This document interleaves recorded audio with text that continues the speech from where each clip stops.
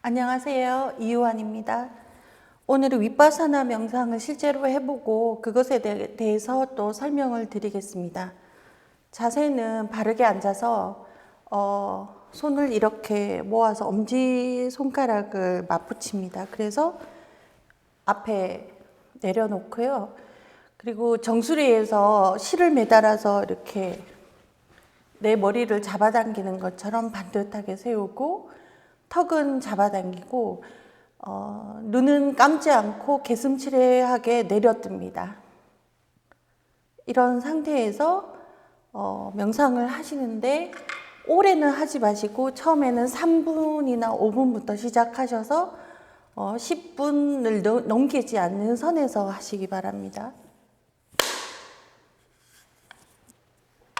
자, 잠시 명상을 시작하겠습니다.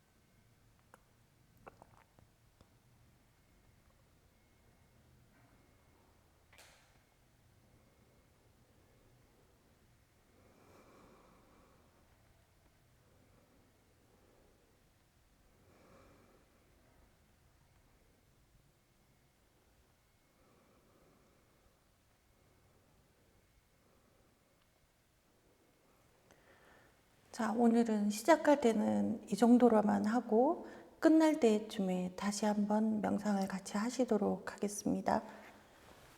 윗바사나 명상은 바라보기와 알아차리기를 합쳐서 이르는 말인데 이것을 관법 명상이라고도 합니다.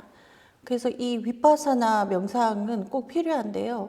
이것을 하실 때 너무 어렵게 또 오랫동안 해서 막 깨달음을 얻으려고 하실 필요 없고 그냥 내 마음 청소한다라고 생각을 하시고 어디서든지 그냥 조용히 반듯하게 앉아서 눈을 감지 않고 자신의 마음을 바라보시면 되고 또 몸이 너무 피곤하실 때는 앉아서 하시지 말고 누워서 마음을 바라보셔도 됩니다. 관법이라는 것은 마음의 존재 방식이라고 제가 말씀드렸는데 이것을 시뮬레이션 하는 것을 윗바사나 명상, 관법 명상이라고 합니다. 그러니까 시뮬레이션이라는 것은 이제 관법이라는 것은 자비와 지혜를 말하는데 자비와 지혜가 이 마음의 존재 방식이거든요. 그래서 우리가 깨달음을 얻어서 부처님이 되면 자비와 지혜로 살아가게 되는데요. 이것을 시뮬레이션해서 연습을 하게 되면 어느 순간 진짜로 깨달음이 오게 된다는 것입니다. 이 윗바사나에 대해서 동남아시아에서 많이 하는 소승불교 수행이라고 알고 있지만 실제로는 그렇지 않고요. 대승불교에서도 반드시 이 윗바사나 명상이 필요합니다. 이 해심밀경을 제가 강의해 드렸는데 해심밀경이 윗바사나의 명상의 경전입니다. 우리나라는 화두선의 성풍이 강해서 윗바사나 명상을 많이 하지 않는 것 같습니다. 그래서 깨달음의 경지까지 가는 길은 여러 갈래길이 있는데요. 근데 이게 만약에 깨달음의 길이 산의 정상이라고 본다면 이 산 정상에 거의 가까이 가게 되면은 모든 그 여러 가지 수행 방법들이 비슷해집니다. 그런데 우리가 깨달음을 목표로 하지 않고 그저 이 마음을 잘 관리하고 정리하기 위해서 명상을 하신다면 이제 초심자가 되는 것인데요. 초심자일 경우에는 서로 매우 달라 보이는 여러 경로가 있습니다. 그래서 어떤 것이 더 좋다라고 하기보다는 명상에 대해서 잘 이해하시고 자기한테 맞는 방법을 찾아서 효과를 보시면 됩니다.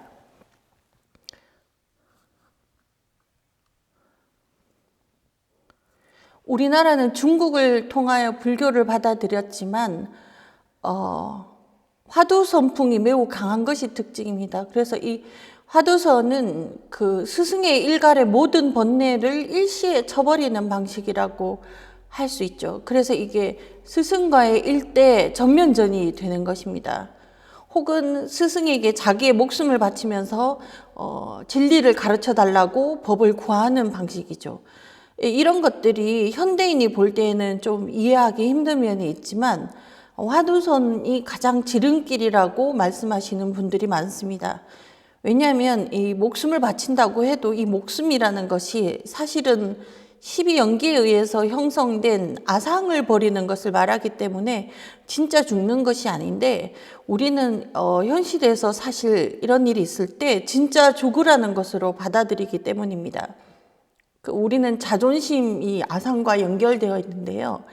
그래서 자존심 상하는 말 한마디에 목숨을 걸고 싸우기도 하고, 또 엄청나게 부정적인 마음과 한을 마음속에 쌓기도 합니다. 그래서 우리는 이 허상의 세계, 생각의 세계에서 막 기가 살고 기가 죽는 그런 생각하는 갈대들이라고 볼 수 있죠.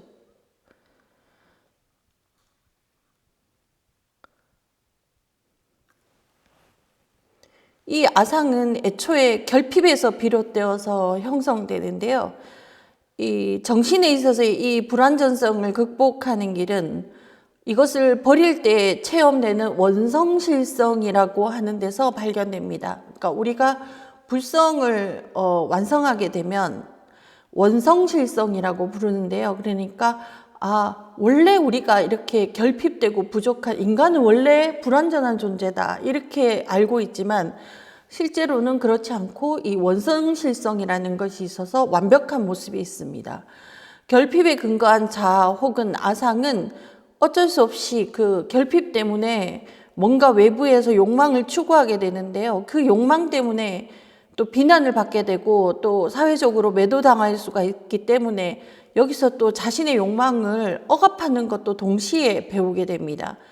그래서 여기에 명예욕이 더해지면 강력한 초자아가 형성되는 것이죠.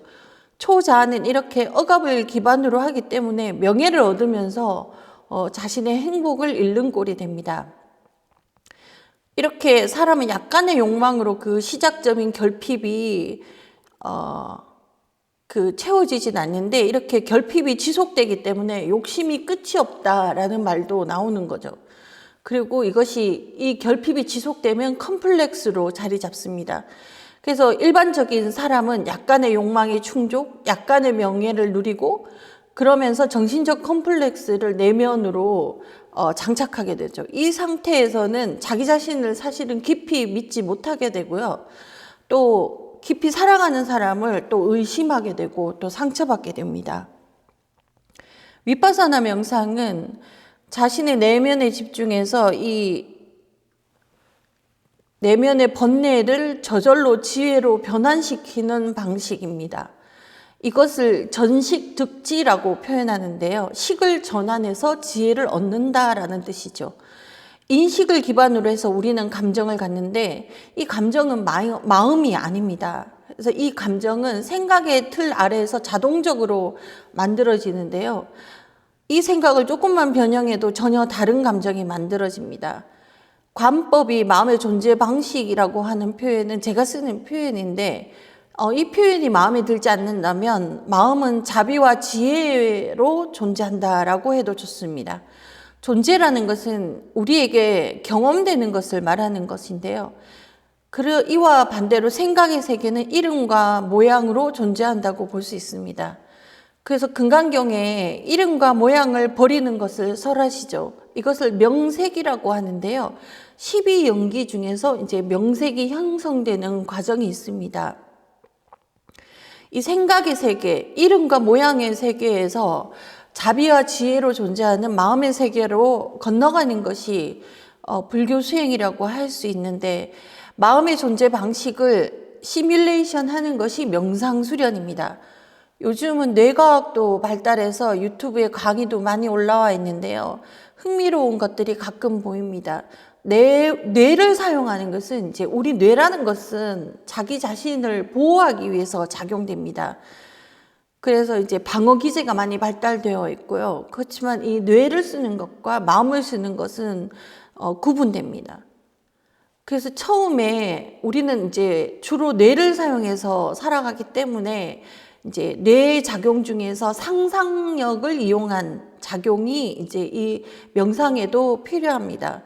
그래서 상상하기는 시뮬레이션이 되는 것이죠. 우리가 뭔가 만약에 피아노를 연주한다고 할 때 실제로 피아노를 연주하지 않고 그거 악보를 암기했는지 또 내가 피아노를 잘 연습했는지 알 때 눈을 감고 내가 피아노를 연주하는 상상을 해볼 수도 있잖아요. 그래서 이 상상은 시뮬레이션이라고 합니다.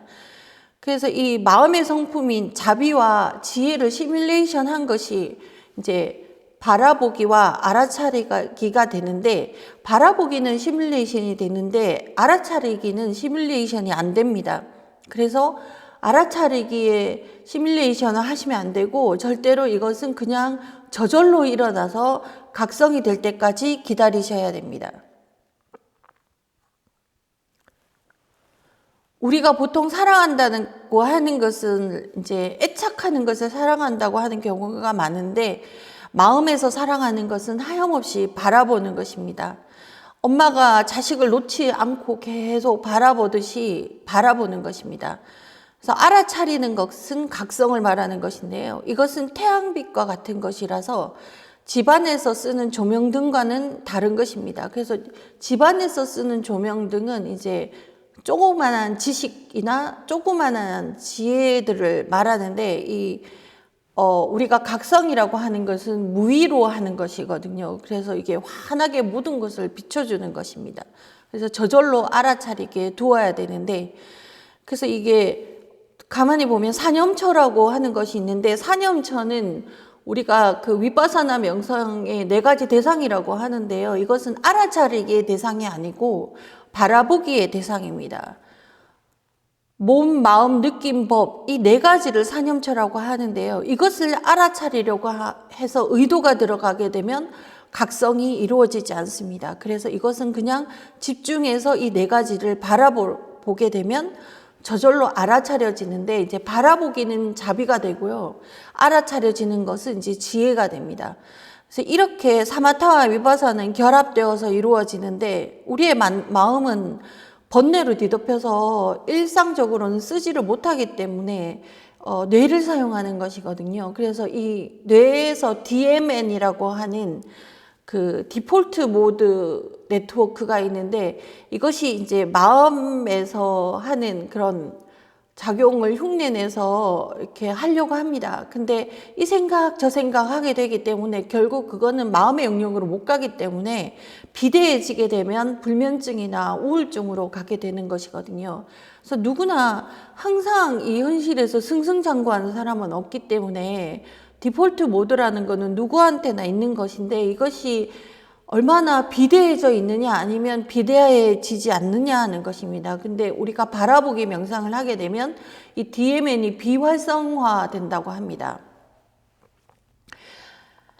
유식하게 보면은 함장식, 저장식이라고 해서 그 팔식을, 아뢰아식을 함장식, 저장식이라고 하는데요. 이것은 이제 불성을, 우리가 자비와 지혜의 마음을 쓰지 못하고 있는 상태에서의 이 팔식은 불성으로 작용되지 않고 함장식, 저장식으로 작용하게 됩니다. 그래서 이것은 이제 번뇌를 담는 그릇으로 사용된다고 합니다.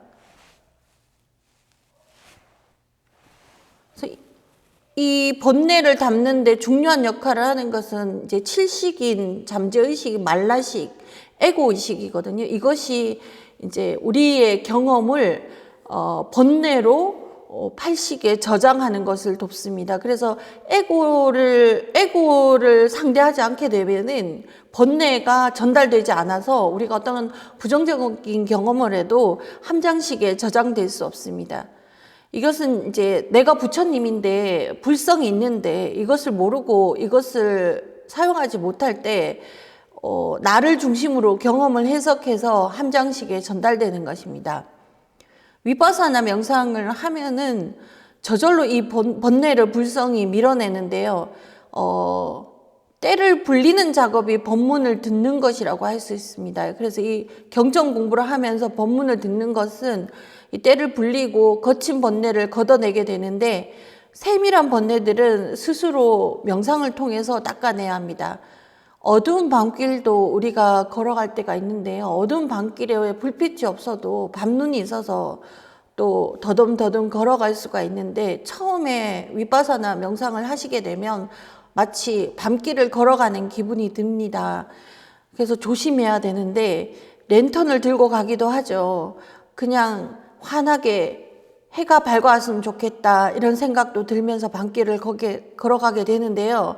시간이 가면 새벽이 오게 되어 있습니다. 그래서 이 시간이라는 것은 그냥 가지 않고 내가 정진을 계속해야 새벽이 오게 되는 것입니다. 오늘은 여기까지 하고 잠시 한 번 더 명상을 하시겠습니다.